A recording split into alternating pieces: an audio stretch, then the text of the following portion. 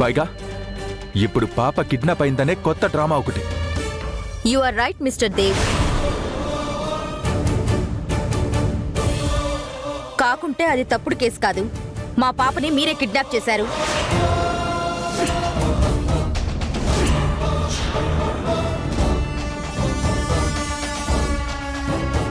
చెప్పండి, నా పాప ఎక్కడుంది?